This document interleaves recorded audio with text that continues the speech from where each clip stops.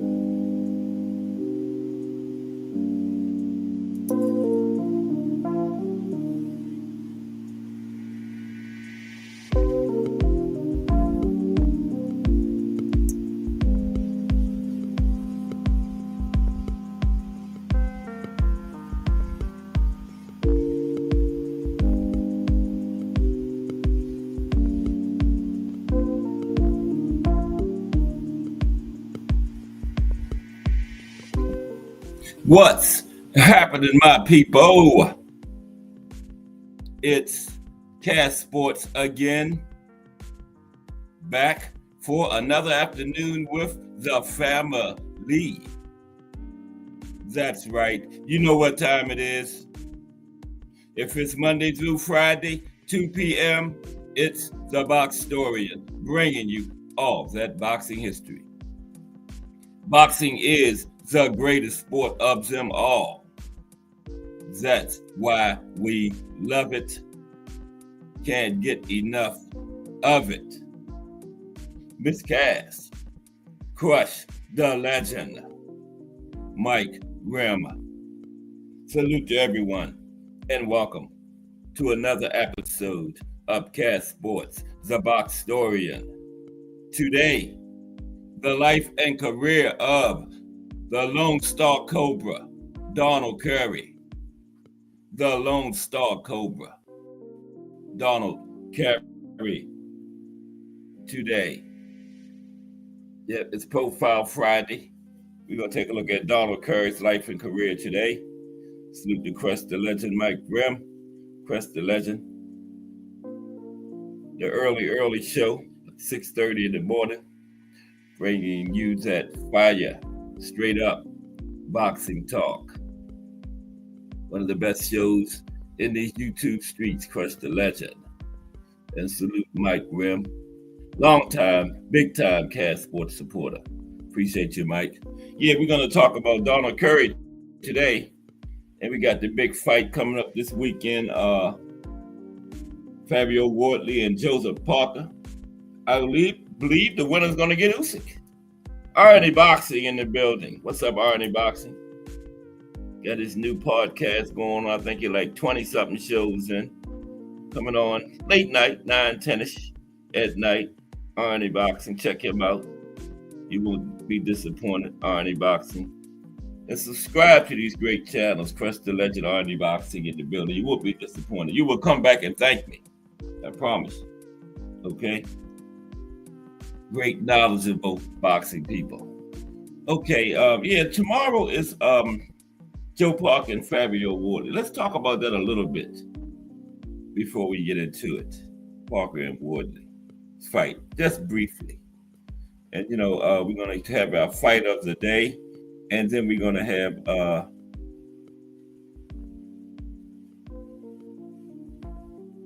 Donald Curry. But Parker versus Wardley, who will keep their winning streak alive? Now, tomorrow afternoon in the United States, it will be Joseph Parker takes on Fabio Wardley live from the O2 Arena in London, streaming on the DAZN pay-per-view. Now, Wardley has never lost in the pro ranks.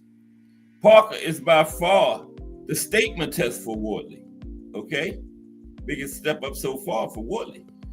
Now, Parker has faced the likes of Anthony Joshua, Dillian White, and the juggernaut, Joe Joyce. Yeah, that's 3 losses. But since his last loss, Parker has rattled off 6 straight wins, albeit his biggest wins came versus guys like Zhilei Zhang and Deontay Wilder, who are clearly past their prime. But Martin McCulley is in his prime. But to be fair, McCulley didn't get a proper training camp. Can Parker keep his winning streak alive to get back to a title shot? Or will you serve the old as Fabio Wardley continues his climb on the ladder to the heavyweight division? We will find out tomorrow. Now, many boxing pundits believe Joseph Parker should have gotten a shot at Alexander Usyk instead of Daniel Dubois. Parker's researchers should be respected. That said, context matters. The string of wins has been impressive, and his discipline in staying with the game plan is the key heading into Saturday's main event. Parker has managed to get his shots off without being positioned at the end of big punches like Wilder, and to a lesser extent, Zhilei Zhang. Zhang did drop Parker twice. So Wardley is more than capable of the same. Fabio Wardley has been a tad inconsistent in recent outings, taking care of business before the first meeting versus Frazier Clark.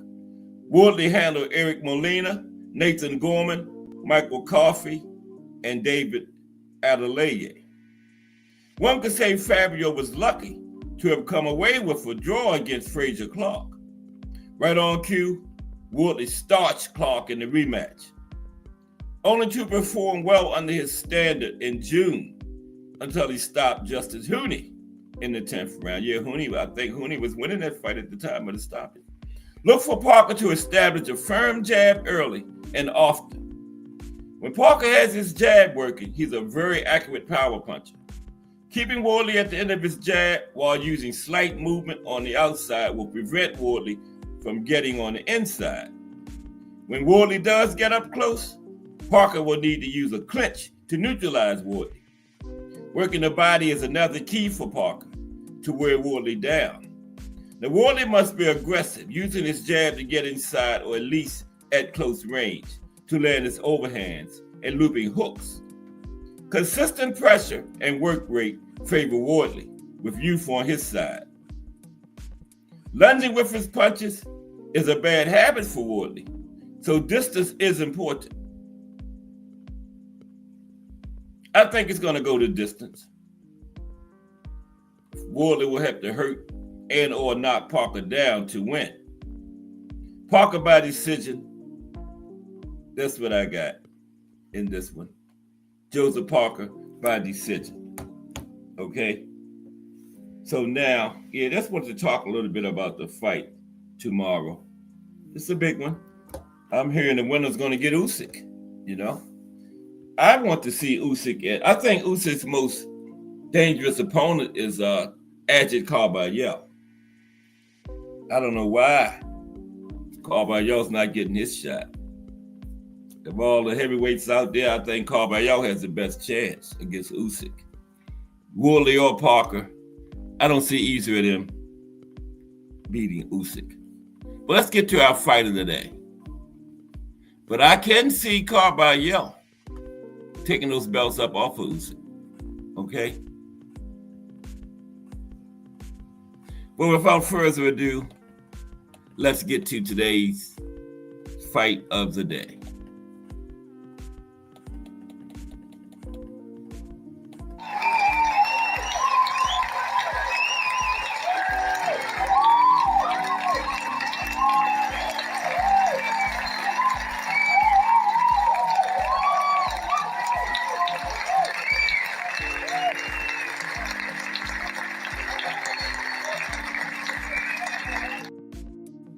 Okay, we got BVO Sports TV in the building. Crush the legend BVO Sports TV, members of the Sports Talk Network. Salute BVO has arrived. All right. Okay, today's fight of the day is a good one. Marvelous Marvin Hagler versus Bobby Boogaloo Watts. January 13th, 1976. Marvelous Marvin goes to Philadelphia. Marvelous Marvin goes to Philadelphia.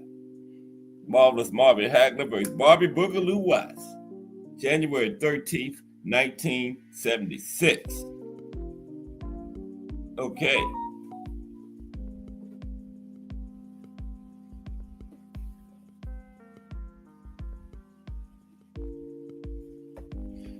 Regardless of where you place Marvelous Marvin Hagler, excuse me for a second. Okay, regardless of where you place Marvelous Marvin Hagler in a ranking of the best middleweights of all time, no one can dispute the fact few boxers have dominated the division as comprehensively as Hagler did his in the 1970s and 80s. Now, because of his record, 14 straight title defenses, many regard Carlos Monzon as the most dominant middleweight of his time. But Hagler, who ascended the ranks just as Monzon's career wound down, was clearly the best for longer, close to a full decade. Avoided by the top talent and robbed by the judges in his first crack at a world title against Vito Antuofermo, Hagler was widely recognized as the supreme talent in the division long before he finally won the championship in 1980. That's why they was ducking him. There's Hagler and Ray Seals. Right there.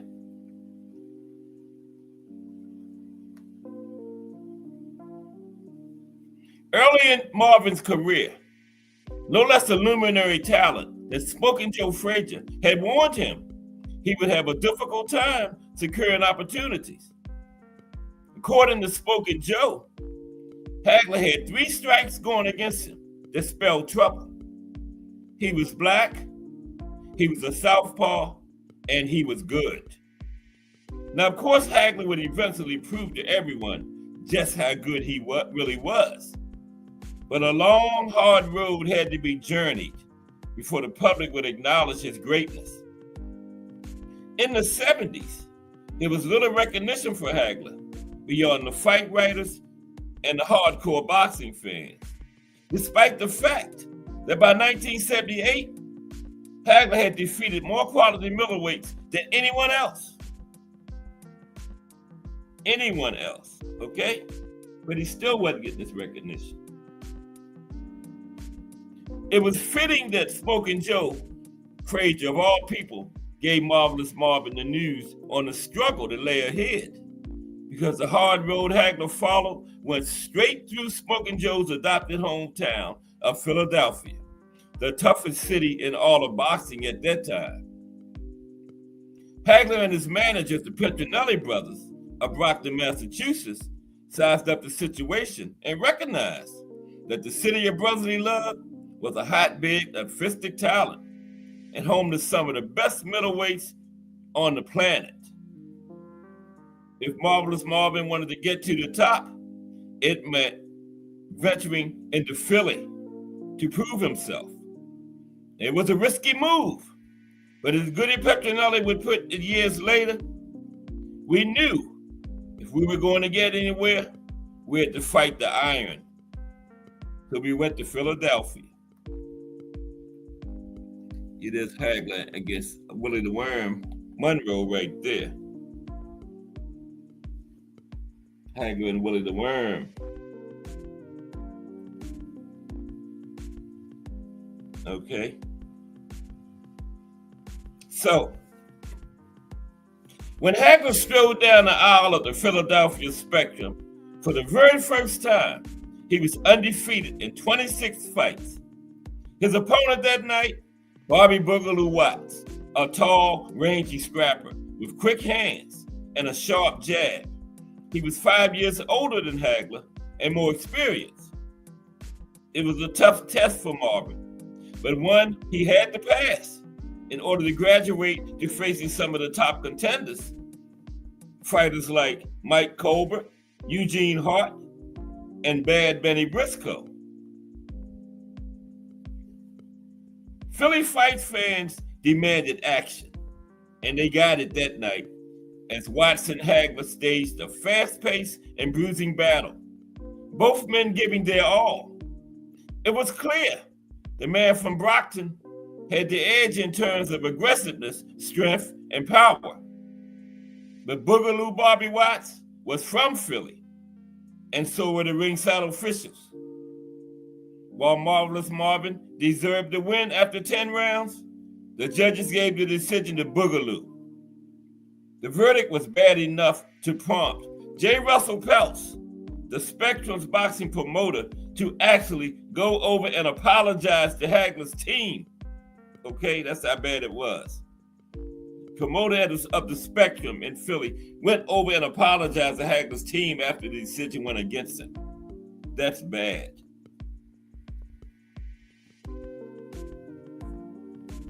That is very bad, right?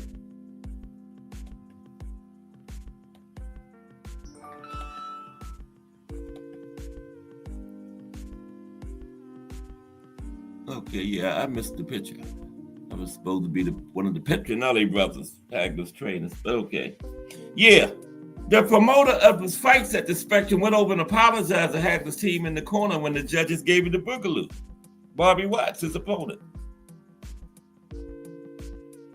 He said, it might not have been the worst decision of all time, but it was pretty bad.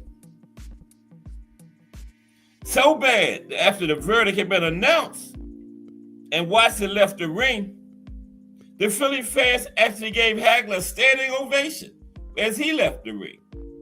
And the next morning, there was a perfect headline in the Philadelphia Inquirer. Welcome to Philadelphia, Marvelous Marvin Hagler. So, now Hagler refused to let the setback discourage him. He was back in the win column less than a month later. Nowadays, when these fighters fighting once every 2 years, Hagler was back in the win column less than 1 month later.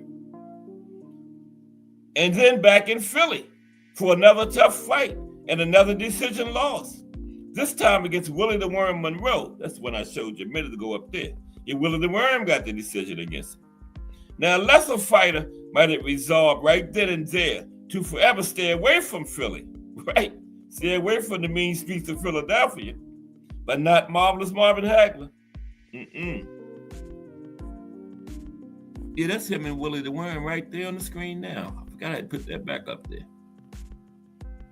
Okay, yeah, there's him and Goody Petronelli right there too. One of his trainers. One brother was his manager, and the other brother right there, Goody, was his trainer, the Petronelli brothers. And you know, all the four kings had legendary trainers in the like Sugar Ray Leonard had Angelo Dundee, Hearns had Emmanuel Stewart, Duran had Ray Arcel, and the Petronelli brothers just as good, but they don't get their props. They were very underrated. as trainers. But Hagler had legendary trainers too. Goody Petronelli, and his brother was his manager. Okay. So, yeah, most fighters after those two bad decisions would have been like, I'm not never fighting in Philly again, but not Marvelous Marvin Hagler. He went right back. Okay. A series of wars at the Spectrum would soon follow for Hagler, with Marvin avenging a loss to Monroe, not once, but twice, and scoring big wins over Eugene Hart and Bad Benny Briscoe, all at the Spectrum in Philly. Those fights constituted Hagler's baptism of fire, the tough battles that brought out the best in him and molded him into the great champion he would soon be. Marvin may have learned to box in Brockton, Massachusetts, but it was in Philadelphia, Pennsylvania that he became marvelous. As Bobby Watts would eventually find out. This is when they cheated him against the first time, Boogaloo Bobby Watts. In April of 1980, Hagler and Watts finally met again. And this time, the judges might as well have stayed home. Marvelous Marvin stopped him in the second round, okay? Hagler said, this time, y'all judges should have just stayed home. Y'all ain't gonna get the chance to cheat me this time. Stopped him in the second round. Okay, there you have it, the fight of the day. Marvelous Marvin Hagler, Bobby Boogaloo Watts. Okay, so now we're going to go to Donald Curry. This is the profile today. The Lone Star Cobra, Donald Curry. So let's get into that. How's everybody today? It's Friday afternoon, right up on the weekend. Joe Parker and Fabio Wardley. I just talked about it. I almost forgot Wardley's name already. Yeah, Joe Parker and Fabio. I got Parker by decision in this one, but he better be careful because Wardley can get him up out of there. Wardley was losing a Hoonie, remember? And he damn near needed the stoppage, and he got it. So Parker got to be careful. But keep him at the end of that jab. Keep your distance on him. You know, Parker will be okay.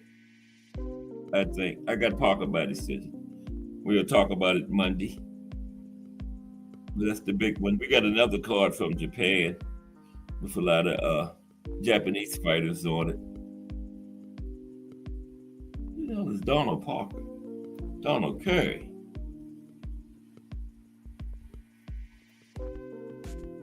Yeah, we're going to get started with the Lone Star Cobra in one moment. There he is right there. Had that big upset loss to Lord Honeygan. That was huge because they was calling him the next Sugar Ray Leonard in the 80s at that time. And he was I think like 8-1, something like, we're going to talk about, I think like 8-1 favorite against Honeygan in that fight. Yeah, and went in there and lost it. He was supposed to be the next big thing, you know, following behind the Four Kings era, Donald Curry. That was huge. Yeah, we're going to talk about that. Okay, but let's get started on the Lone Star Cobra, Donald Curry. How's everybody? It's Friday afternoon. We got BBO Sports TV, Irony Boxing, Mike Rim, Crush the Legend, and Miss Cass in the building so far. And Bruce Gas Boxing, Jazz and More is in the building too. What's up, Bruce Gas? Yeah, we're going to talk about Donald Curry today, Bruce. I know Bruce, you remember that upset when Honeygan beat Curry. Curry was highly thought of at that time. Like I said, the next Sugar Ray Leonard. That was a huge upset back in the 80s. I like 8-1 favorite or something like close to that, but we're going to find out. But salute, Bruce Gas. Okay, let's get started with the Lone Star Cobra, Donald Curry. Here he is with his crown. Okay. Now, Donald Curry, he was a former pro boxer, of course. He competed between 1980 and 1997. He had a 17-year career. He held world championships in 2 weight classes, including the undisputed and the Ring magazine welterweight titles between 1983 and 1986, and the WBC junior middleweight title from 1988 to 1989. And he also challenged once for the IBF middleweight title in 1990. In 2019, he was inducted into the International Boxing Hall of Fame. Yeah, of course, his nickname was the Lone Star Cobra. He fought in 3 weight divisions during his career: welterweight, junior middleweight, and middleweight.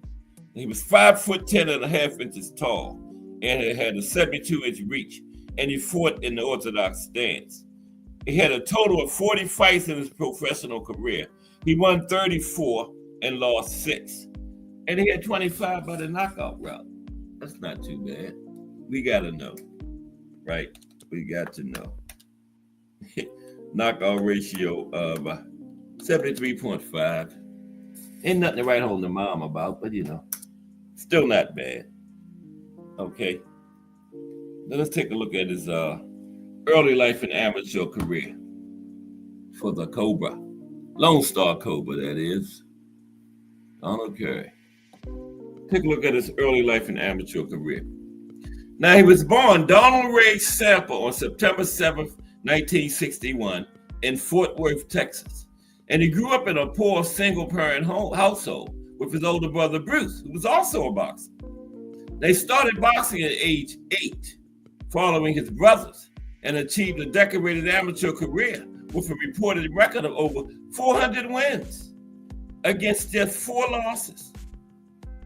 He won multiple amateur championships, including the National Golden Gloves in 1980, and he was set to compete in the 1980 Olympics before the U.S. boycott. He made that team. Remember, and when Jimmy Carter boycotted in 80 because the Russians invaded Afghanistan, and I thought that was real messed up. All those, not just boxers, all those young athletes that made the Olympic team didn't get to go because of politics, right? And then the United States, 20 years later, they invaded Afghanistan. Crazy.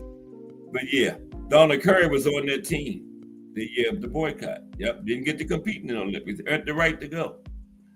He was born Donald Ray Sample, Fort Worth, Texas. Yeah, we covered that. Now, he began boxing at age 8. His amateur career. Start running my mouth and going over the stuff I already went over. What's up, Ray Patterson? RP, straight out of New Jersey. What's up, RP? How you doing today? Yeah, we covering Donald Curry, the Lone Star Cobra today. Salute, RP. Good to see you today. All right. Yeah, amateur career. I'm gonna start going over the stuff I already talked about. Here we go. Now, he had a spectacular amateur career with a record of over 400 wins and 4 losses. Now, key achievements include winning the National AAU Championship in 1979 and the National Golden Gloves in 1980. He also won the 1980 Olympic trials, but like I just told you, the United States boycotted the game. They were in Moscow, remember? The United States boycotted. And like a lot of other young athletes that earned the right to compete in the Olympics because of politics, he didn't get to compete, right? Now, after the Olympics were over, after the United States didn't go, he turned pro in 1980. Okay, so let's talk about his pro career then. He had turned pro in 1980 after he didn't get to go to the Olympics that he had earned, right? So he said, well, I may as well turn pro. Jimmy Carter done messed up the Olympics. I never liked Jimmy Carter after that neither. Politics is how we get away from, sports is how we get away from this politics nonsense and all that. And then they're going to rear their ugly head into the sports world and cancel the damn Olympics for the United. Well, they didn't cancel them, but they canceled them for the United States team. Technique. What's up, Technique in the building? Yeah, Donald Curry today. Yeah, he was on that Olympic team in 1980 that didn't get to go because of politics. Yeah. Let's get to his pro career for Donald Curry. Now, the early years. At age 19, Curry won his pro debut for first round knockout over Mario Tenio on December 26, 1980, the day after Christmas. I didn't start thinking about turning pro until I was about 18, Curry said. I didn't pay attention to the pro game. I couldn't have told you the names of more than 2 world champions, and they were Sugar Ray Leonard and Muhammad Ali. Anybody back then could have told you them 2 names. He said those were the only 2 names of some professional champions he knew, Sugar Ray Leonard and Muhammad Ali. So he really didn't pay attention. With a record of 11-0, Curry knocked out former world title challenger Bruce Finch in 3 rounds to win the North American Boxing Federation welterweight title on May 5th, 1982. That was his first title, minor title, NABF. That used to be big at one time. Muhammad Ali had that. That's what him and Joe Frazier fought for in their second fight, the North American Boxing Federation title. And Curry won that. That was his first official title, the NABF. And what's up, Mike Masick in the building? Salute.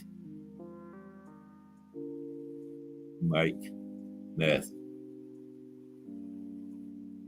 Okay. I can spell Masick without looking at the chat now. Wrote it straight out. Mazyck. I should. I've been writing it so long. Like I told you, this is my 522nd show. Mike better than 520 of them. Mike Rim better than 519 of them. Let's continue. Okay. Yeah. His first title was an NABF welterweight title. Okay.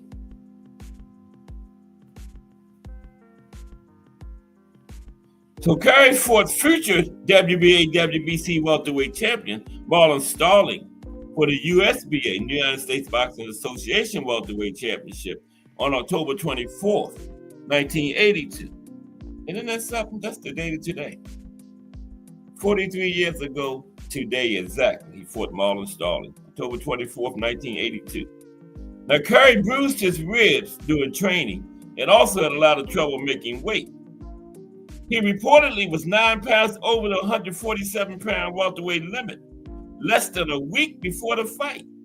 Now, despite these problems, Curry won by a 12-round split decision to unify the USBA and NABF welterweight titles and hand Starling his first pro loss. Now, the win earned Curry the unified number 2 spot in the rankings behind Milton McCoy for the welterweight title, right? And that was the McCoy was 1, he was 2. And yeah, Sugar Ray Leonard was champion at that time because I believe he had beat Hearns by then to become undisputed. So McCoy was 1, Curry was number 2. Wait a minute, that might be a little bit later though.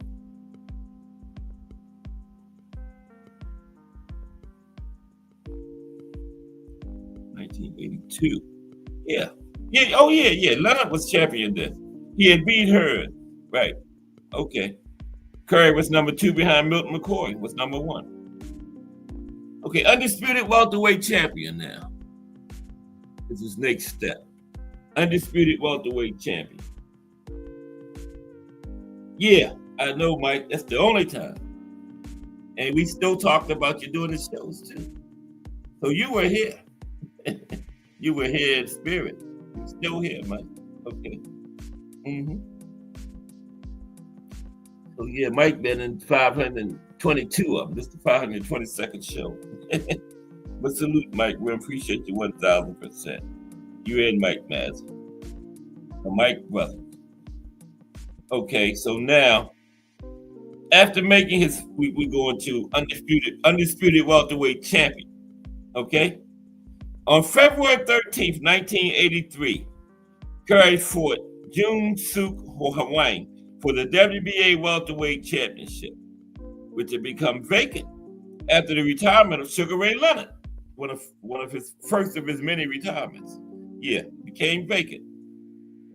Curry suffered a flash knockdown in the 7th round, but otherwise dominated the fight and won by a lopsided 15-round unanimous decision.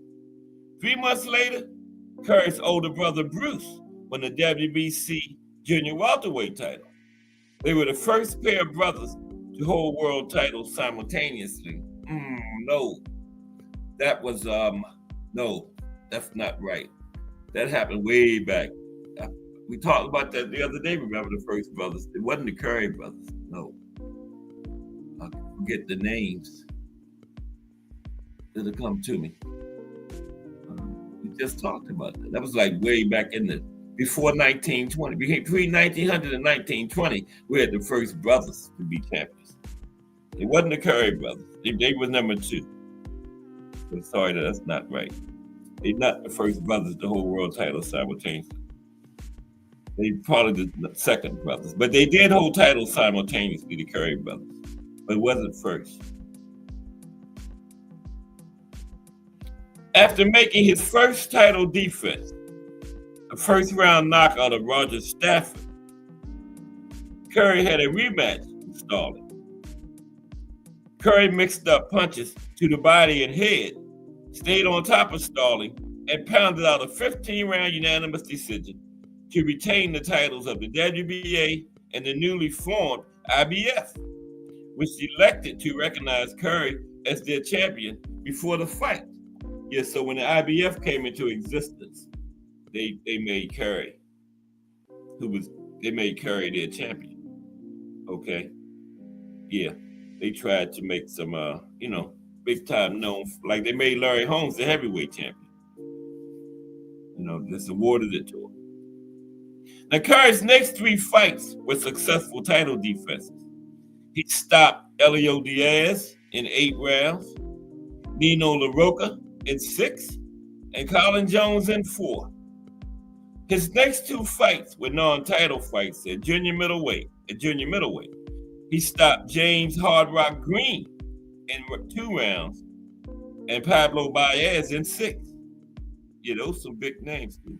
James Hard Rock Green, Pablo Baez, back around that time frame. Yeah, yes, sir. On December 6, 1985, Curry fought Milton McQuarrie, the undefeated WBC welterweight champion, to unify the welterweight titles.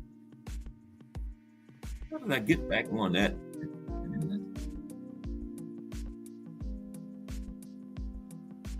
That's him and Milton McQuarrie. No. Yeah, that's Milton McQuarrie laying on the mat. Right. Yeah, that's him and Milton McQuarrie right there. He fought Milton McQuarrie for the welterweight titles. In the 2nd round, Curry slipped a McQuarrie left jab and countered with a left hook to the chin that sent McQuarrie down. McQuarrie struggled to rise. When he did, Curry dropped him again with a solid right cross. Referee Mills Lane counted him out. See Mills Lane right there counting? Curry became the first undisputed welterweight champion since Sugar Ray Leonard retired in 1982. Yep, there's Mills Lane, one of the best referees of all time, Mills Lane. So Curry's first defense of the undisputed championship was in his hometown of Fort Worth, Texas. His opponent was Eduardo Rodriguez, whom he knocked out in the 2nd round with a left-right combination to the head. Curry was 25-0 with 20 knockouts, and many boxing experts consider him to be the best pound-for-pound boxer in the world. And we had Roberto Duran, Thomas Hearns, Marvin Hagler, all active at that time. Sugar Ray was retired then, right? He made a comeback. But yeah, they was calling Curry the best pound-for-pound boxer in the world. And Hagler, Hearns, and Ray, they were all going strong at that time. Okay, so that's what he was called then. But now, here it comes. Major upset. I mean, major upset. This is the Lord Honeyghan situation here. Major upset. Curry's next defense of the title was against Lord Honeyghan of the United Kingdom. That's him and Lord right there. Of the United Kingdom. On September 27th, 1986 in Atlantic City, New Jersey. Honeyghan was 27-0 and ranked number 1 by the WBC coming into this fight. Okay? Now, Curry's training was disrupted by managerial issues. His managerial contract with David Gorman was to expire on September 30th, 1986, and Curry announced that Akbar Muhammad would become his new manager. Now, Muhammad said he wanted Gorman to remain a part of Curry's team, but Gorman said he wouldn't accept a position as co-manager and would not let Curry work out of his gym if he was not Curry's manager. So Curry told Gorman to stay away from his training camp. But shortly before the fight, Curry asked Gorman to work in his corner for the fight, and Gorman agreed. Odds makers considered Curry versus Honeyghan to be such a mismatch that some would not offer up, some of the odds makers would not even offer a betting line. They considered it such a mismatch, right? But Honeyghan came into the fight with great confidence and bet $5,000 on himself at 5-1 odds. Yeah, 5-1. I had said 8-1, but 5-1 odds. Honeyghan said, "I want people to know how much I believe in myself. I can't wait to start punching on Curry. I'm going to smash his face in." That's what Honeyghan said. People didn't realize how true that was, would turn out to be, right? When he said that. He said, "I'm going to smash his face in." And he came out of it with the win.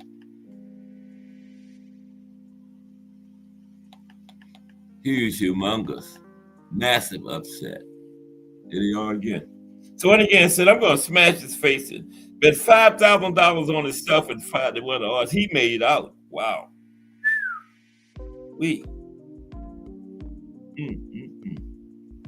Okay, so Honeyghan easily won the opening 2 rounds, pressuring Curry and rocking him badly in the second round. Now, Curry came back to win the next 2 rounds, but he had little left after that. He was drained from struggling to make weight, having to lose 11 pounds in 3 days before the fight. "I was weak and sluggish. I had no strength in my legs, and my timing just wasn't there. I wasn't myself," Curry said after the fight. I will not fight as a welterweight again." Akbar Muhammad, one of his managers, said Curry weighed 168 pounds 6.5 weeks prior to the fight, before he went to New Orleans to train. Then his grandfather's death caused the fighter to lose concentration. His weight went up to 157, 158. He told me, this is manager talking, "I don't think I can make the weight." He wanted to pull out of the fight, Muhammad said. "I told him he was a professional and had an obligation to meet. But then he went there and lost." So his manager telling him, the man said he's having trouble making the weight, he want to pull out the fight. His manager telling him, "Go ahead and fight. Go ahead in there and lose." Right? That's pretty much what he's telling him. You know, the man told his manager he couldn't make the weight, but he told him, "Go on in there and lose. You're a professional." So Honeyghan manhandled Curry in rounds 5 and 6. Late in the 6th round, an accidental headbutt opened a bad cut over Curry's left eye. Returning to his corner after the round, with blood flowing down his face, Curry shook his head and was heard to tell his corner, "I'm through." Ringside physicians, Frank Doggett and Paul Williams, examined the cut after the 6th round and told referee Octavio Moran to stop the fight. He was refereeing way back then. He's still refereeing now, Octavio Moran. It was 1986, almost 40 years ago. Isn't he refereeing now? But anyway, Octavio Moran, the doctor told him to stop the fight, giving Honeyghan a TKO win after the 6th round. And the Ring magazine called it upset of the year. That was upset of the century. Even bigger than Sugar Ray and Randy Turpin, the one we talked about yesterday. So then, of course, he moved up in weight, which he should have done before the fight. Should have just vacated instead of going in there and getting embarrassed like that and losing. She should have just vacated. But after that, he moved up in weight. Move up in weight.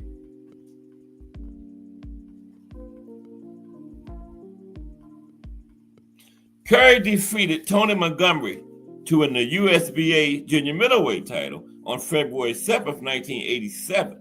Now, Montgomery was disqualified in the 5th round for intentional headbutts. Curry's next opponent, former IBF junior middleweight champion Carlos Santos, was also disqualified in the 5th round for intentional headbutts. Wow. There's all these people intentional headbutting Curry. 2 back-to-back disqualifications for being intentionally headbutted. On April 6, 1987, the same day Sugar Ray Leonard defeated Marvelous Marvin Hagler for the World Middleweight Championship, and 2 days after Curry defeated Santos, he filed a $1 million lawsuit against Leonard and his attorney, Mike Trainer. Now, the suit stated that Leonard and Trainer took undue and unconscionable advantage of Curry through fraud, conspiracy, and breach of financial responsibilities, and they conspired to prevent Curry from entering the middleweight division to assure Leonard's unobstructed opportunity to fight the middleweight champion, Marvin Hagler. Curry said he asked Leonard and Trainer for advice concerning his future, and they advised him to stay at welterweight and not to move up in weight to fight Hagler. Curry was going to face McCallum on June 23, 1986, but he decided to back out and stay at welterweight. Several weeks later, Leonard announced that he was coming out of retirement to fight Hagler. Now, I don't know what became of that lawsuit. I'm going to have to check on that. Curry versus McCallum. And don't forget, Monday trilogy is Lights Out James Toney versus the Body Snatcher, Mike McCallum. We're going to break that down Monday, that trilogy. But now, McCallum versus Curry.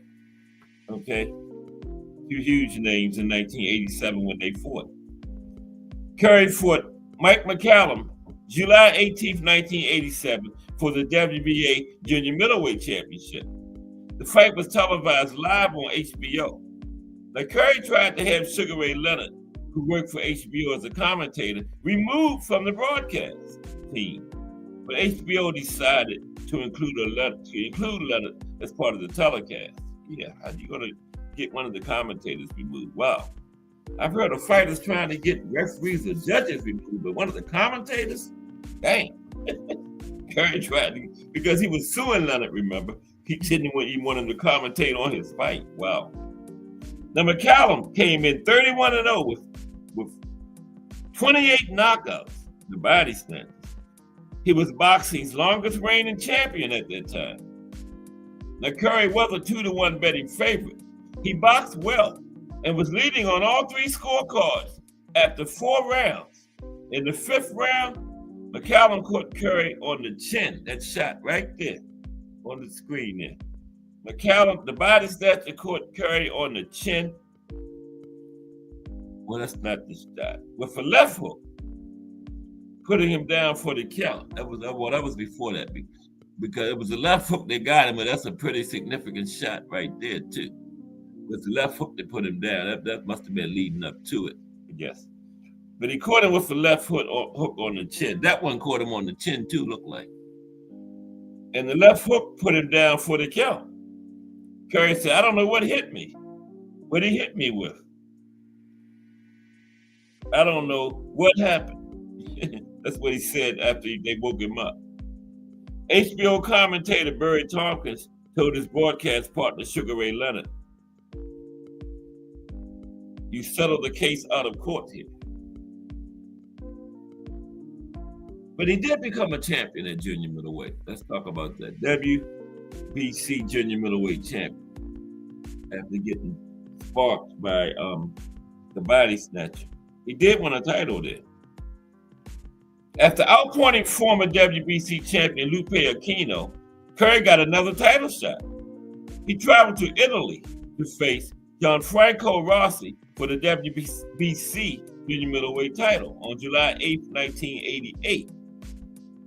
Curry put Rossi down 5 times, and Rossi retired on his stool after the 9th round. "I trained hard for 5 months to win this title, and it paid off," Curry said. Wow, 5 months. That's a long camp there. 5 months, what's that, like 20 weeks? Damn. Okay. So Curry was once again, he won this, that was his first title at junior middleweight. Curry was once again a champion, but his reign didn't last very long. He lost the title in his first defense, dropping a 12-round unanimous decision to the lightly regarded Rene Jacquat on February 11, 1989. This was one of the first 12-round title fights, too, when they went from 15 to 12. I don't think this was the first one, but this is one of the first, within the first 5, one of the first times when they went 12 in championship fights. This was right at the very beginning when they started doing that, this fight here. And he lost his title in his first defense to the lightly regarded Rene Jacquat on February 11, 1989 in France. Now, Curry built an early lead, but Jacquat came on in the second half of the fight. "I just got tired," Curry said afterward. "I thought I was in the best condition of my life, but in the 7th, 8th, and 10th rounds, my legs just weren't there." The fight was named the Ring Magazine Fight of the Year. Yep, so he didn't hold that title long. So then he got back-to-back title shots after that. Back-to-back title shots.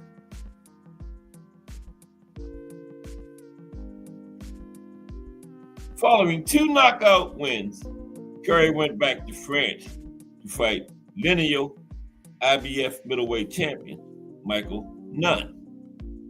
Yeah, Michael just got in the Hall of Fame too this year. Remember, I was harping about him and Esteban de Jesus not being in. Michael got in. Now we got to get Esteban in. Okay. Yeah.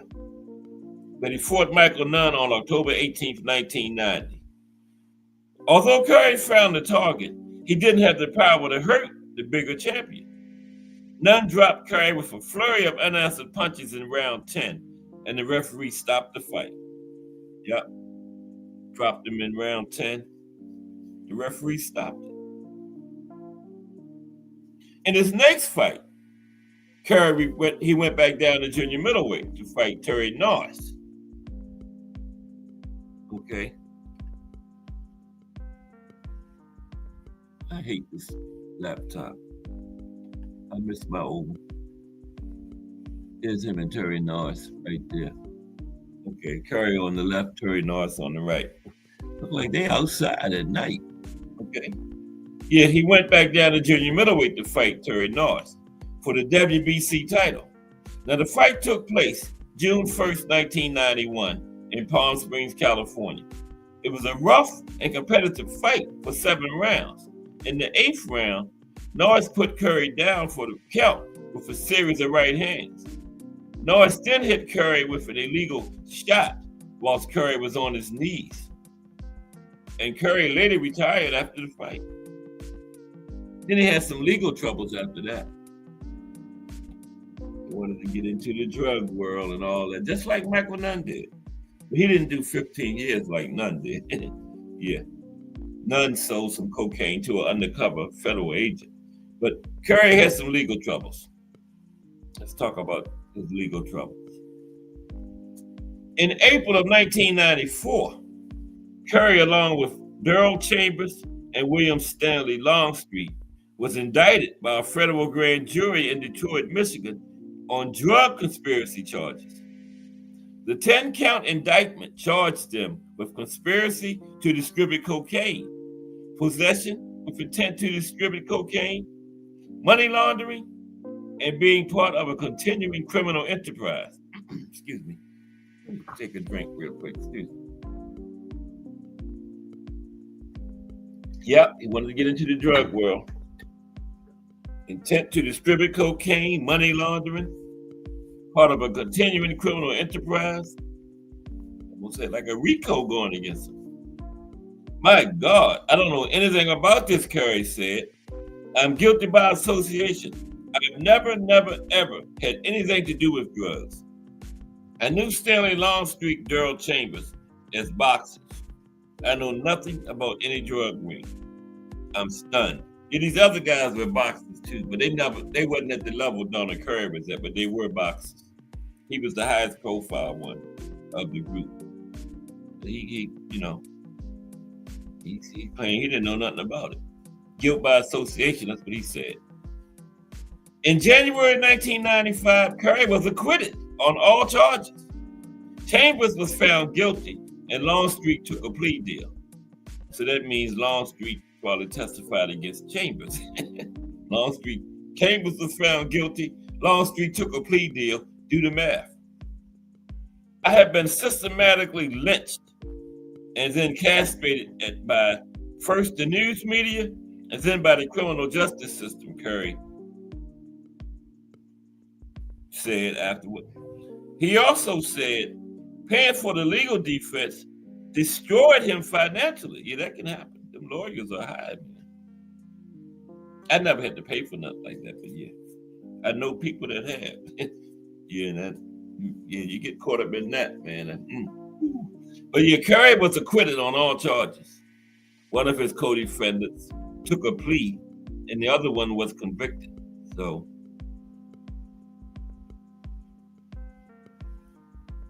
somebody started singing. So Curry really was telling the truth. Oh, he had a real good lawyer or something. But he got out of it. Acquitted on all charges. In March 1996, Curry was jailed for failing to pay child support. He won work release soon afterward, but that was revoked after he again failed to make support payments. He served 6 weeks of a 6-month sentence. He wasn't paying for his kids. All that money. I mean, he was a boxer. I don't know. But anyway, so he made a return because he was having all those financial problems and everything, right? Returned to boxing. In need of money, Curry returned to boxing. This comeback is about a lot of things, but the bottom line is money, he said. I wouldn't do this if I didn't need the money. Curry's first comeback fight was in Winnipeg, Manitoba, Canada.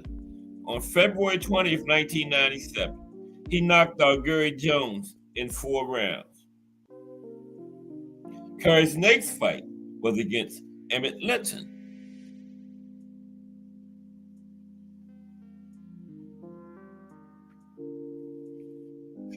His next fight was against Emmett Linton, who was one of the boxers Curry trained after he retired from boxing.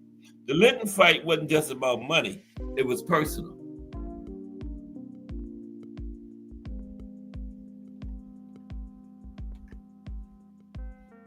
Yeah. He said the Linton fight wasn't about money, it was personal. Curry had been Linton's manager and trainer. The two had a falling out in 1993. Linton said he didn't like the way Curry was handling his career. Their feud really erupted when Curry accused Linton of giving information to the mother of one of his children about his finances, which Linton denied. The two got into a fight, and guns were drawn, but not used. Curry filed charges, but they were later dropped shortly afterward. Curry went to jail for failure to pay child support. When Curry started his comeback, he asked promoter Bob Arum to get him a fight with Linton. Knowing that a good feud can sell a fight, the Bob father made the fight. The fight took place at the Aladdin in Las Vegas, Nevada on April 9th, 1997. Curry was no match for Linton. He was dropped in the first round and took a beating over the next 6. Referee Richard Steele stopped the fight in the 7th round. "I just didn't have it," Curry said. "I'm finished. I will never box again." After the loss, Curry went to Valley Hospital in Las Vegas and learned that he had fought Linton with acute pancreatitis. That condition pre-existed the fight, said Phil Hamilton, Curry's manager. "We're thinking maybe that explains why Donald felt so weak during the fight, and why maybe he deserves the chance to fight again." And Curry went back to the gym when he was well. "I hope to give a better account of myself," he said, referring to the Linton fight. "I wasn't in shape and wasn't who I thought I was that night." However, Curry never did fight again. He retired with a record of 34 wins, 6 losses, 25 knockouts. Okay, yeah, he never fought again after that.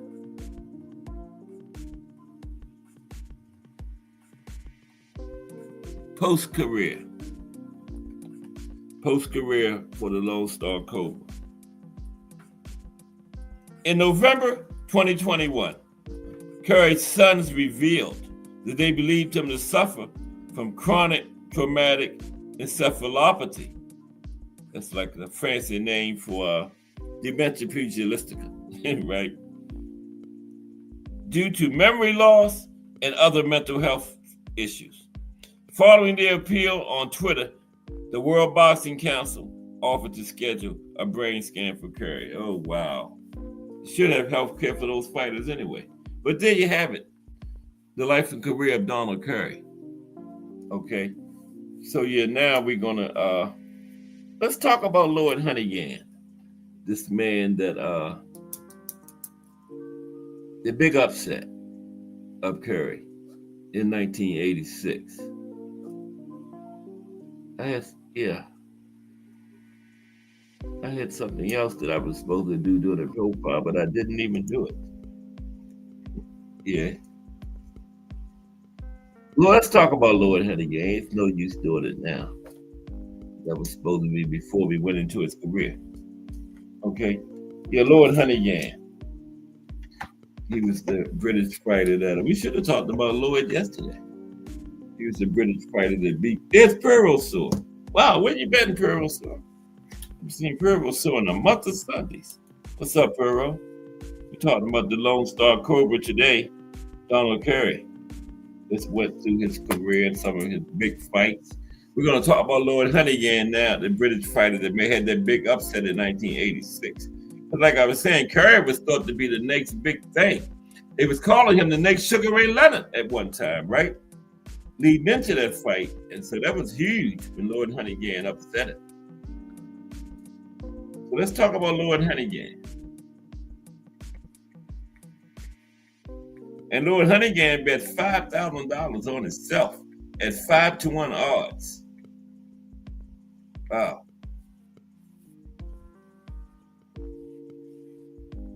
He was probably the only one, maybe his family. Nobody gave him a chance, but he won the fight. Boxing legend, Lloyd Honeyghan, now 65 years old. Yep. Now, Lloyd Honeyghan, might as well put Lloyd up there.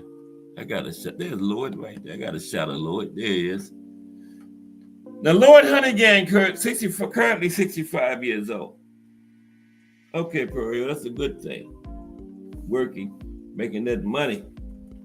Take care of you and that fam. But good to see you, Pearl. Good to see you. Lloyd Honeyghan carries a low profile these days.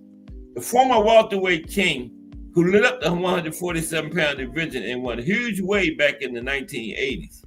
His all-action style, along with his bad boy image, filling fans suffered some heart problems a few years back. But he is thankfully, very much still with us. Honeyghan celebrated his 65th birthday this year. He will, of course, always be best remembered for one fight, for one huge upset, the TKO win he scored over Donald Curry in September of 1986. To this day, plenty of fight fans refer to the win Honeyghan pulled off as the biggest upset ever scored by a British fighter when fighting away from home. Yeah, that was in I forgot where it was at, but it was in the United States somewhere. Honeyghan really was a relentless fighting machine the night he smashed his way through Donald Curry.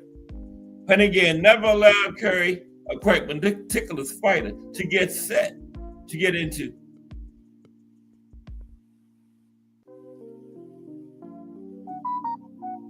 any kind of rhythm.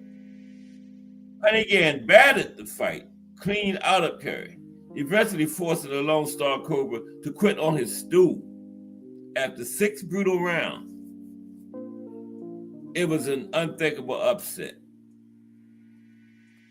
Yeah, when Curry said he had problems making him weight and all that, and he told his manager to cancel the fight, his manager said, well, you're a professional.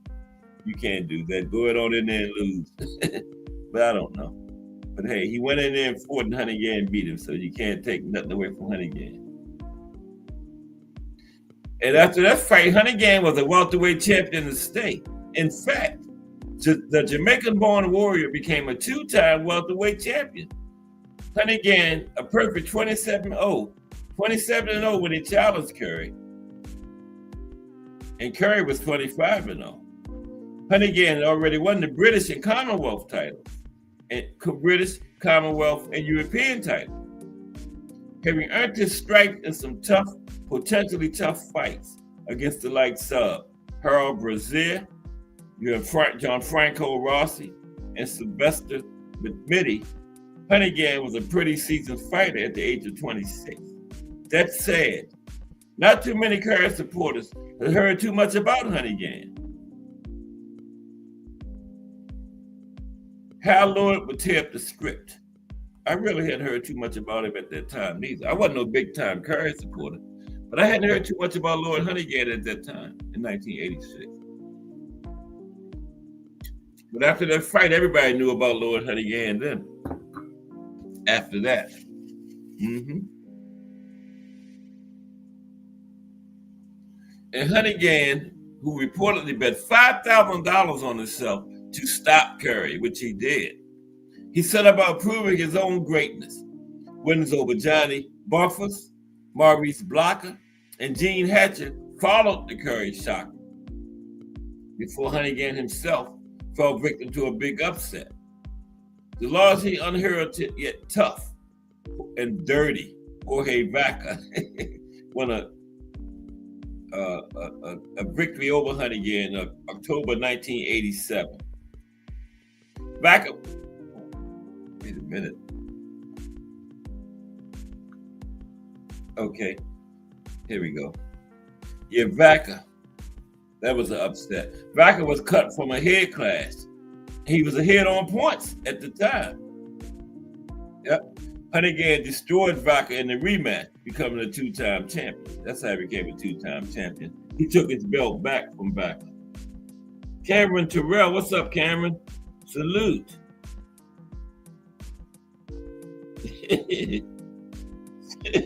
People said he's like a bad penny. I always turn up. Wow. Salute, Cameron Terrell. How are you today? Good one, Perot. Okay, we're talking about a bad penny. I always turn up. Okay, excuse me. Let me get that out. Okay.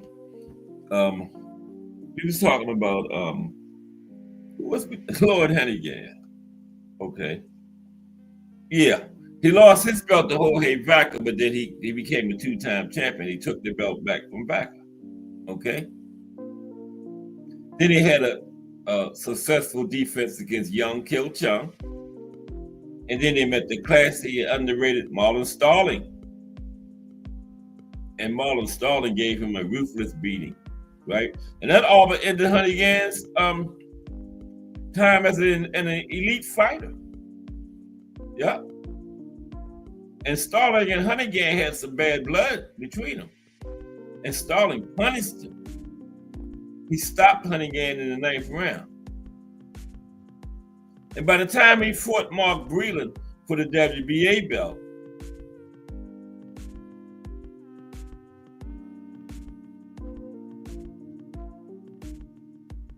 "30-year-old Honeygan was every bit a shot fighter.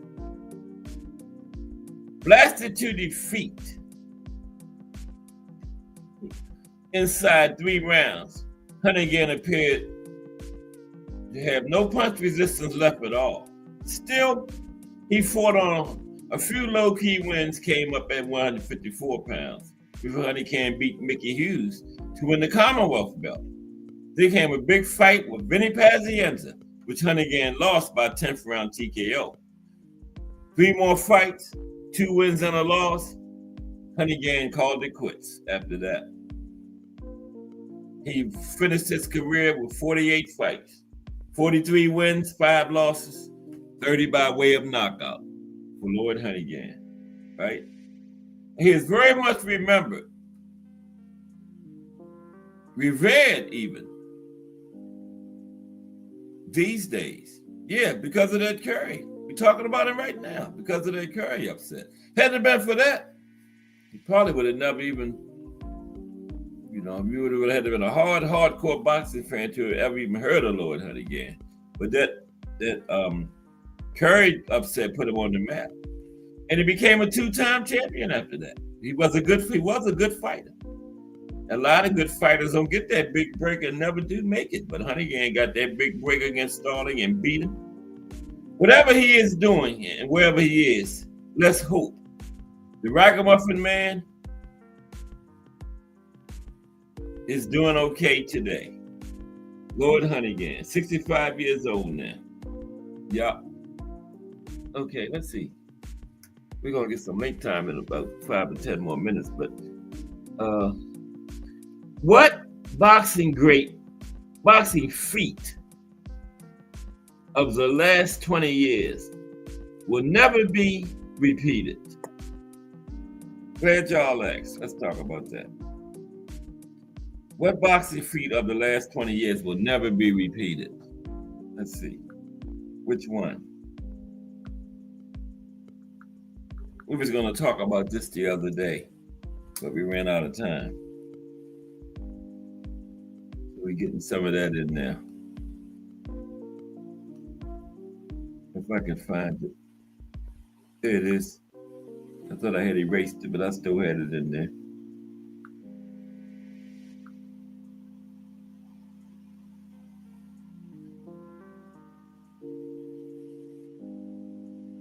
Oh my goodness. This thing in it like 3 days and I just erased it. Unbelievable. Oh man, let me get it back up. Wow. That's crazy.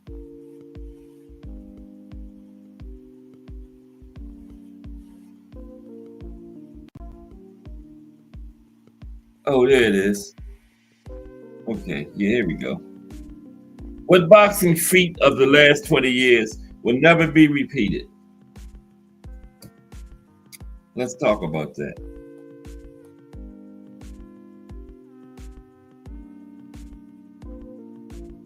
Okay.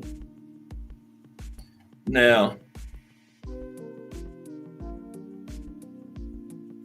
boxing in the last 2 decades has produced several feats that look realistically impossible to repeat.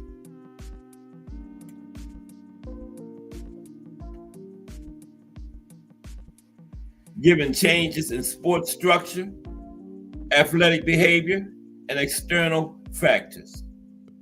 The single feat most likely never to be repeated is Floyd Mayweather Jr.'s undefeated 50-0 pro record, combined with global commercial dominance and stylistic invulnerability across 5 weight classes. Now, why is this essentially unrepeatable? Undefeated longevity to 50-0 at elite level. Modern matchmaking, mandatory challenges, and deeper global talent pools make maintaining a spotless record through 50 top-level fights extraordinarily difficult. Fighters now move more frequently between promotional and network obligations. They also face earlier career testing from pro-caliber opponents. Cross-weight class elite success.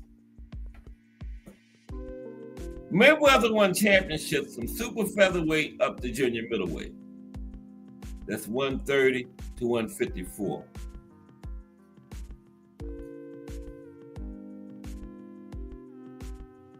That's like 5 weight classes, right?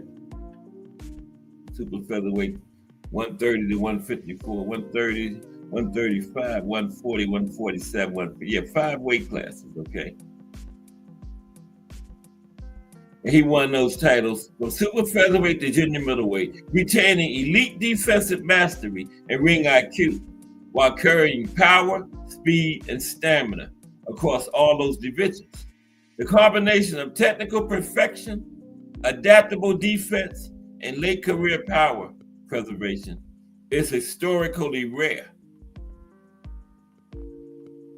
I would say Oscar did that too. Across a few divisions. Yeah. Now commercial, but no, that's not going to ever be repeated nowadays, though. But commercial and cultural magnitude tied to the unbeaten record. Mayweather's 50-0 wasn't purely a sporting milestone. It was monetized into the largest single fight purses and pay-per-view numbers of the era. Modern antitrust scrutiny, fragmented streaming rights, and the rise of celebrity crossover fights make replicating that specific financial scale tied to a pristine, unbeaten claim unlikely. Era-specific opponent mix and timing. Mayweather's career arc coincided with a particular convergence of marquee opponents. Ortiz, De La Hoya, Castillo, Morales, Corrales, Cotto, Marquez, Pacquiao, all elite and marketable, but some were past or approaching decline in ways that preserved the unbeaten narrative. That precise convergence is a low probability historical quirk, okay? The intact unbeaten record as a bargaining chip. Achieving 50-0, then leveraging it to command the paydays Mayweather did required willing opponents, promoters, and networks to play along. Today's fractured promotional landscape and fighters' teams are less likely to preserve an unbeaten facade when short-term financial incentives favor risk-taking matches.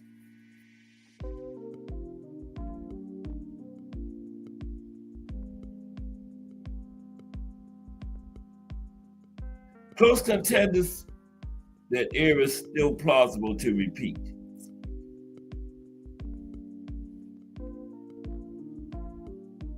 Now, a 100,000 seat stadium fight gate or a single event live gate surpassing Mayweather Pacquiao level. Possible under the fight celebrity crossover and venue strategy. Single fight knockouts or comebacks.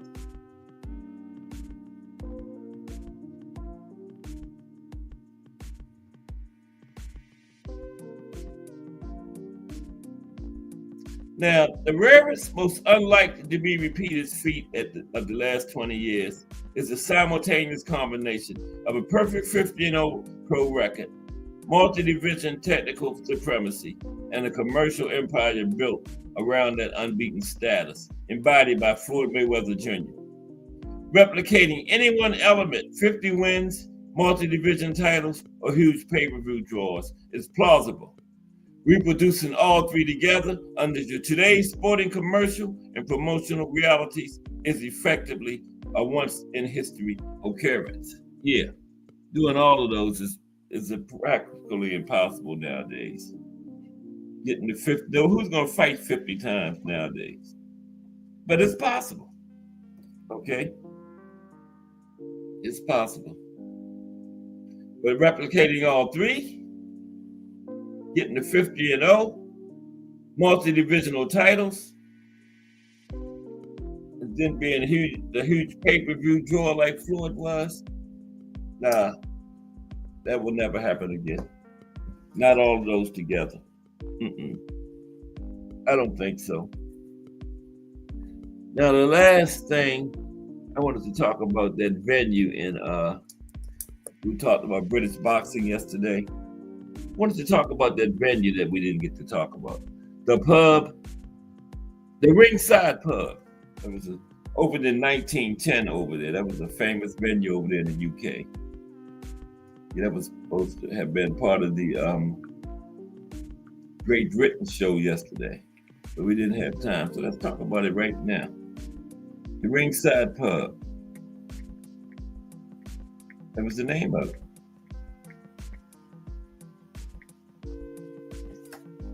Then we're gonna get some link time to close it out, because I'm about out of subjects.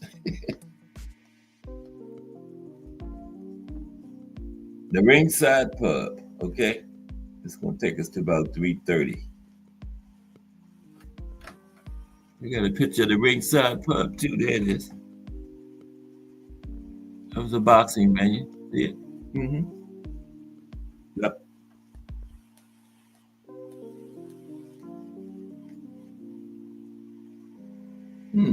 Oh.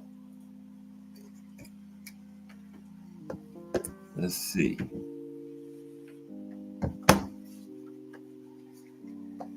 Okay, bear with me for a moment.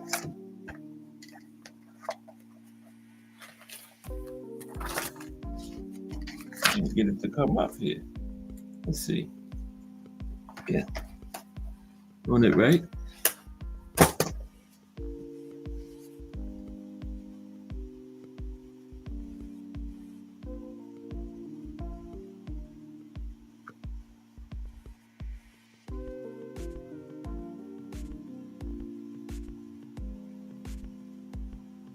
We might not get the Ringside Pub.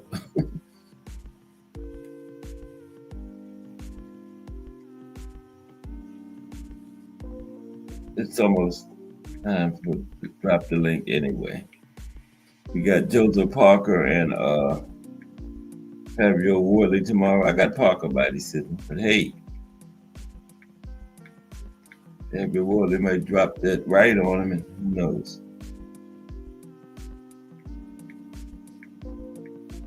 He was losing his last one. What was that, Hooney? And he got that right handed on him, and that was all she wrote. Let's see.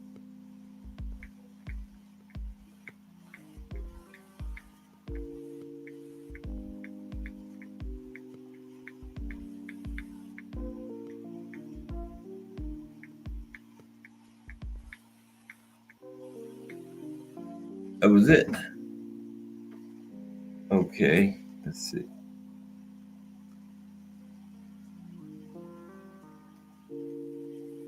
Nope. Just Do Boxing. What's up, Just Do?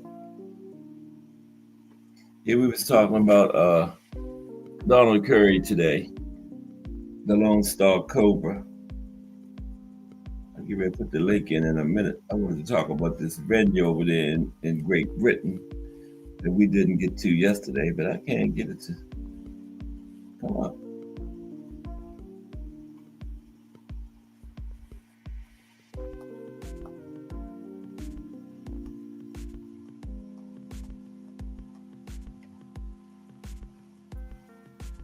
Let's see. Okay, let me put the link in. Everybody's welcome to hit the link.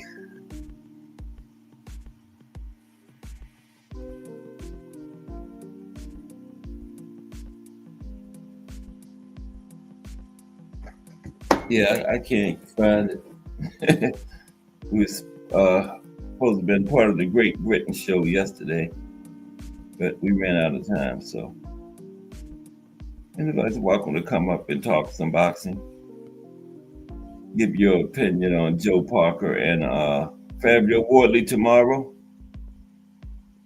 afternoon or night. It's coming from London, so afternoon over there is night over here. It's like a few hours ahead, like 7. I think it's 7 hours. I was over there. There wasn't no vacation though. I was over there with Uncle Sam. United States Air Force. Yeah, definitely wasn't no vacation. I went to McDonald's in London. It was expensive. Prices in McDonald's in London back then, like 1980, is what McDonald's is in the United States now. Yeah, that's what it was costing over there. A McDonald's in London back in them days was what the McDonald's, like a Big Mac, was like $8-9 over there back then. Man, I'm serious. Mm-hmm. Yeah, but look at this. I can't find this article. It's crazy. I was just reading it yesterday, but that's okay. If all else fails, drop the damn link. Right? I'm gonna give it one more try to try to find it.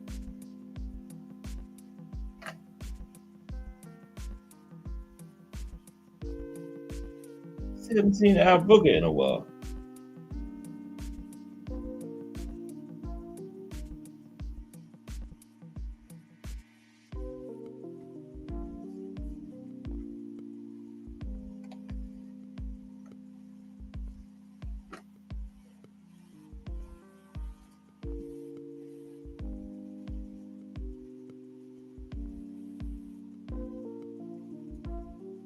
I can't find it. Let me drop the link. I can't find it.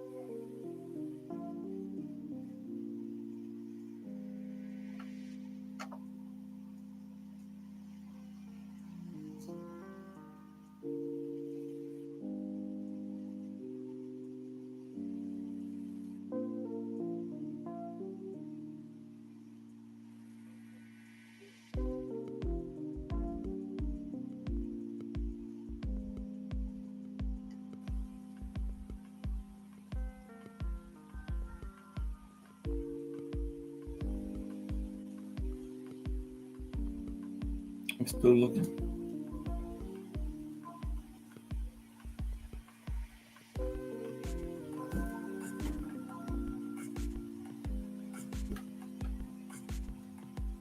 I can't find it. Forget it.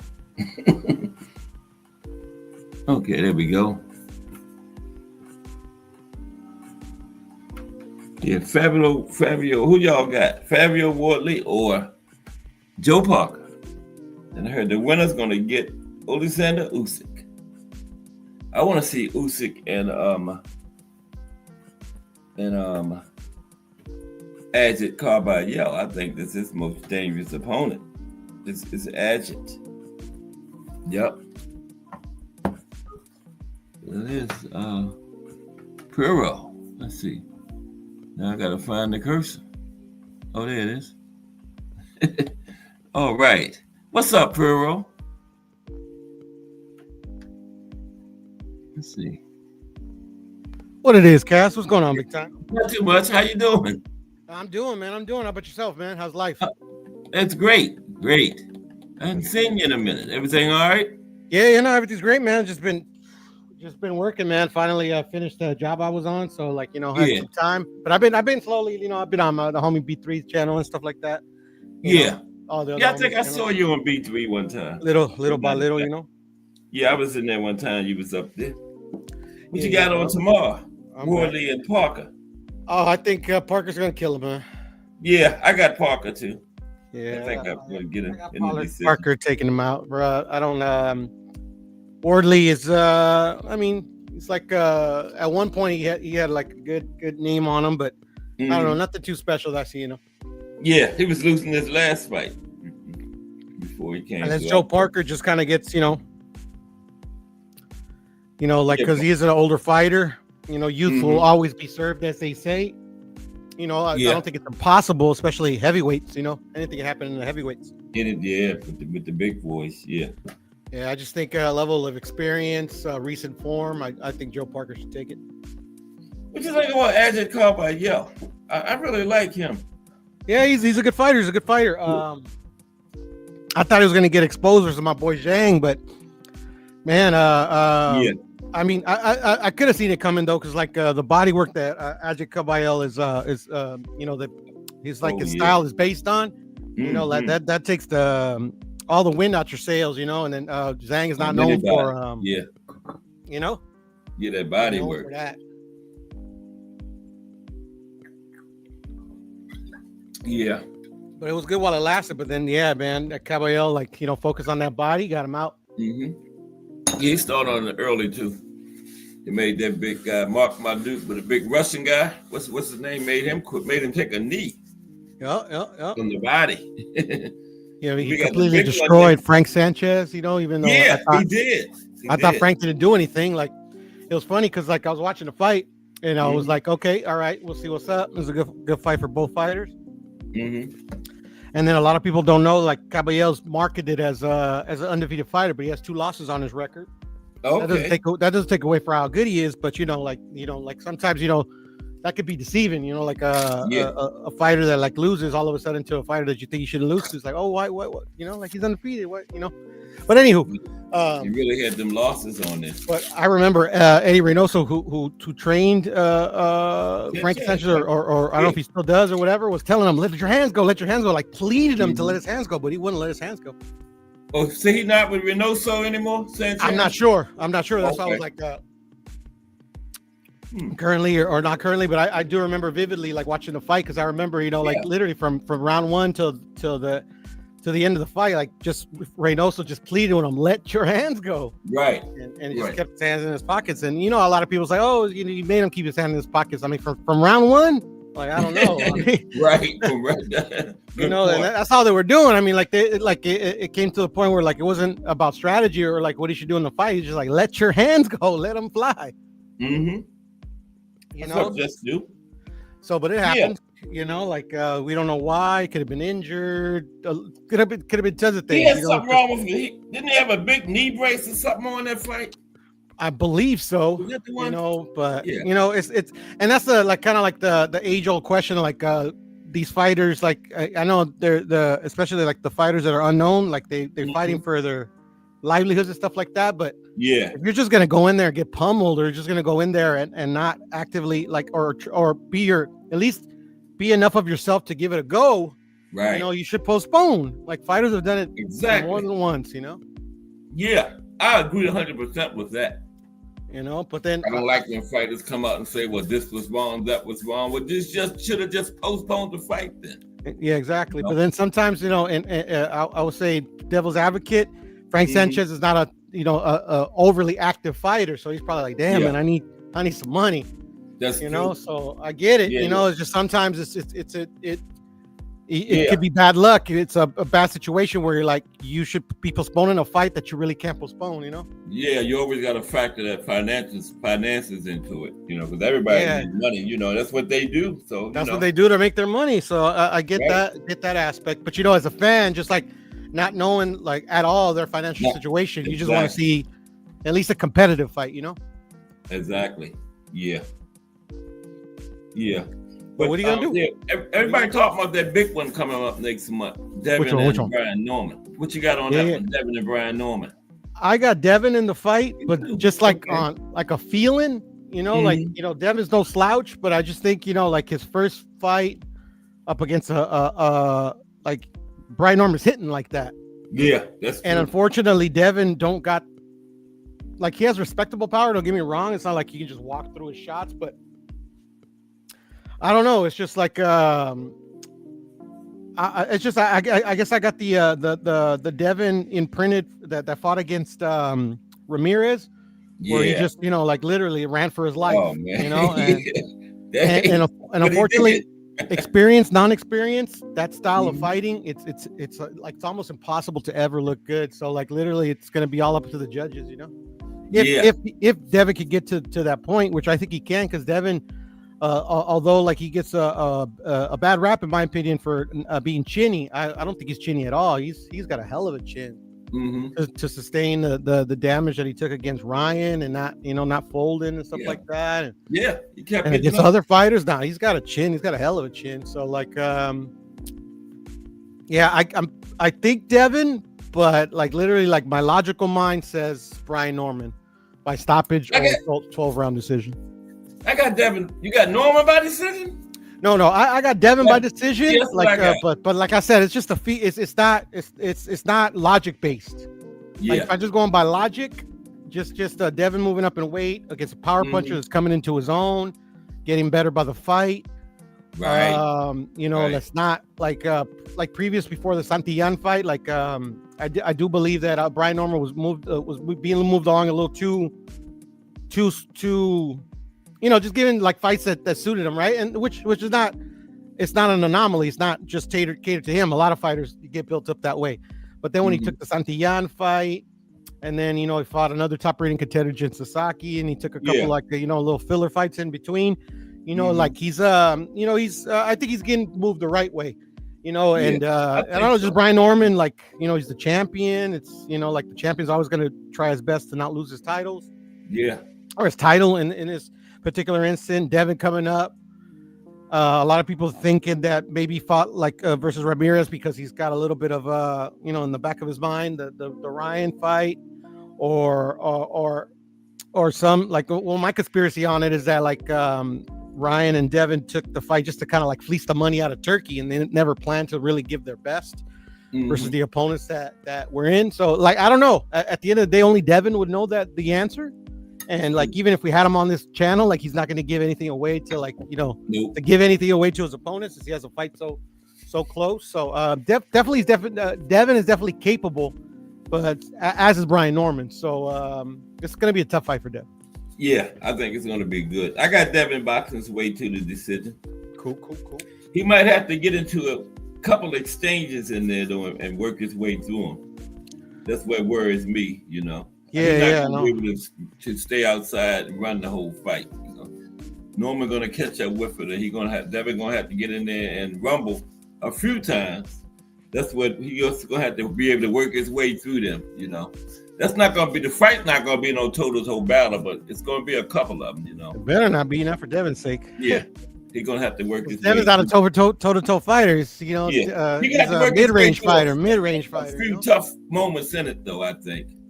Yeah. So we'll see. I mean, I'm intrigued by the fight. Like, it's not like a fight that I'm really excited for, because I believe there's other worthy contenders that are should have gotten that shot other than Devin. Yeah, to me, that's not on Brian. Brian's been doing his thing at the weight. Yeah. But when you got power like that, you can move like that. And it is what it is. It's an intriguing fight. So I guess it's not like a total loss, but yeah. Especially at the welterweight division, where it's been like lacking since Terrence Crawford, Sean Porter, and all the welterweights were doing their thing up there. They got some good fighters up there, though. But they got They do. They got some up and comers that need their shot too. They've been waiting a long time. You got Lindolfo Delgado, you got Elvis Rodriguez, Speedy Rashidi. Even though he's not at the weight no more, has been waiting forever for a shot. He never got a shot. It's unfortunate, but that's boxing for you, Yeah. And if I'm in Devin's position, I tell this to everybody, Devin fan or non-Devin fan, if I'm in Devin's position, of course I'm taking that fight. Like a fighter's never going to turn down an opportunity, That's right. It ain't his fault, That's, like you said, that's boxing. Yeah. So he's just taking advantage of the opportunity. That's all. You can't get down on a fighter for that. Yeah, no. Most definitely, and it's been done since the beginning of boxing. It's just like more and more. It's just like I'm kind of just tired of talking about the same fighters all the time, you know, like Yeah. that's why I got a lot of respect for Oshaki, got a lot of respect for Rafael Espinoza, a lot of respect for a lot of those fighters like Brandon Adams, the guy from Chicago, he just fought Duarte. Fighters like Duarte, you know, I like, know you're talking about. Duarte beat him, right? Losses, but come back, you know. Like The one that just lost to Duarte, right? Yeah, exactly. Kenny Sims. Like that's Navarrete was another fighter that came.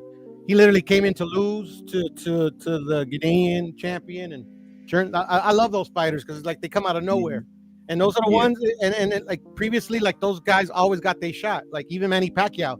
Manny Pacquiao was a late replacement for a fighter. I know. He sure was. So we would never know Manny Pacquiao in this generation. Serious. Like we Manny Pacquiao would be like, oh yeah, this guy's good. Yeah. But everybody be talking about somebody else, you know. But you know, nobody was giving him a chance in that fight. Remember?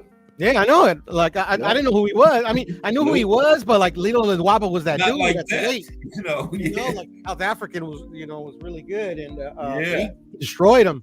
Yeah. You know, and but I mean, those have always been my favorite fighters. It's just like, you know, like literally, like nobody knows them. They don't have the promotional push, and they just clawing their way. Like Orlando Salido is another one of my favorite fighters, especially if you know his story. Yeah. You know, like Salido, like got abandoned by his parents at 12. Yeah. Like he woke up and his parents were gone. That's rough, man. And then he was taken advantage by promoters, managers, used for step-ups for numerous fighters until, like, you know, just kept perfecting his craft, perfecting his style. Then he got a shot, shocked the world. Made it to the top level. Yeah, man.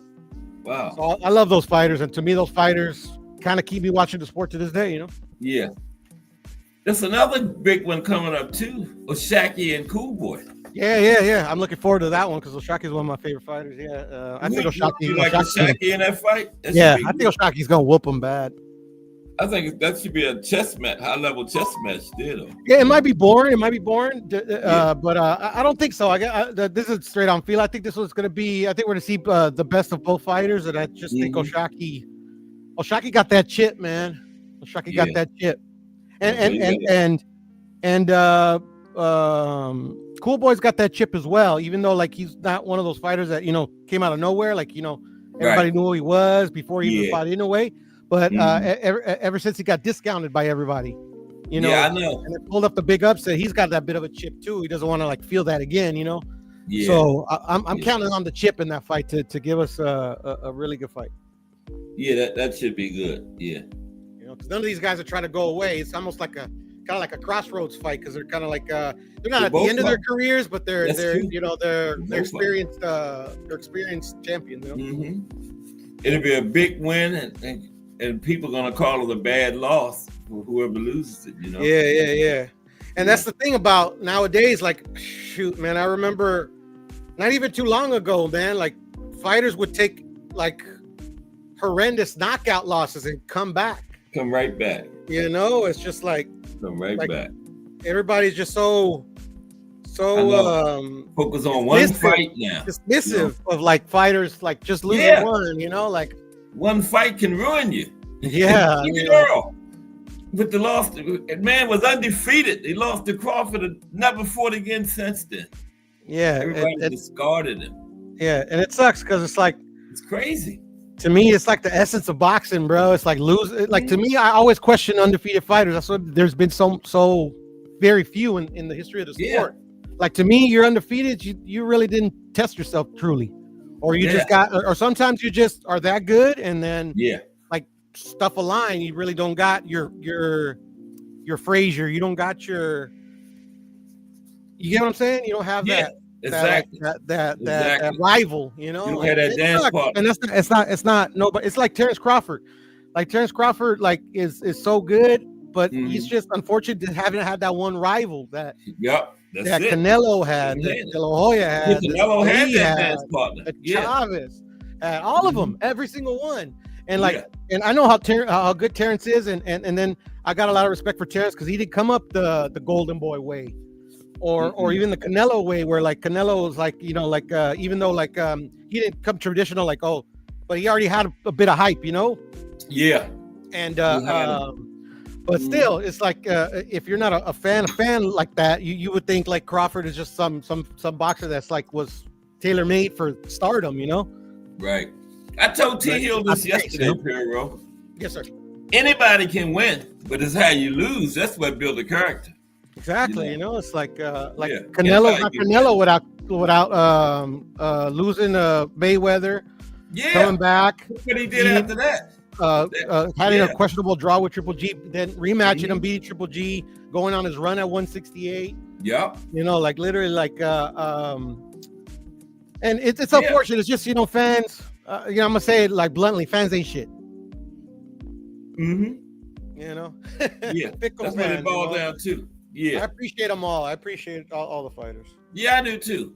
You know, because man, one loss, it's just like nowadays. One loss is just you done. I know, it's like the end of the world. I'm like, end of the world. I mean, like boxing is supposed to imitate life. No, there ain't no winners in life all the time. Right. You don't always win. Everybody get knocked down. It's how you get back up. Exactly. It sounds so cliche, but they say, oh, you know, Jordan got cut by the JV team, and right, you know, this, that, and the other. Boxing is the only sport like that, man. Yeah, I know it. Well, it's because you know they. I always try to the analogy. Like, I'm not a big wrestling fan like I used to be, but boxing is promoted like wrestling, but boxing is real and wrestling is fake. Right. Yeah. You get what I'm saying? It's just like a lot of people are believe all the hype building up to a fight, but that's all that is. That's just to grab your attention. That's the true art, the true beauty of it is in the ring, in those 15 rounds and those 12 rounds in the ring between two dudes. Yeah. The only true individual sport where it's like, you win, everybody loves you.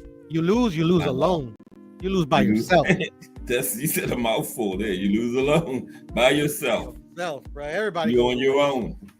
And boxing is like epitomizes that, man. Yeah, man. You know. Yeah. That is what it is. You know, it's like I'm 45, something like that. So like I've been watching boxing since like the late 80s. I think I've come to terms with that already. So like literally, it's nothing new under the sun. You know, it's just it's disheartening the way boxing is moving now. But I'm praying that it's all cyclical. It's just like, you know, it's just sometimes it's like, because I'm a big Laker fan, or used to be. Well, I still am. I'm a big Laker fan, and I remember the '90s Lakers. I thought they would never ever get back to, you know, their because like the '90s Lakers are bad, man. Yeah, I remember after the Magic, Worthy, all them era. Yeah, we had Eldon Campbell, and we had some good players. We had Nick the Slick, and we had Eddie Jones. Excellent. Good ones, you know. We had some good runs when Shaq first got there and stuff like that. But yeah, '90s Lakers weren't that great, man. No, they wasn't.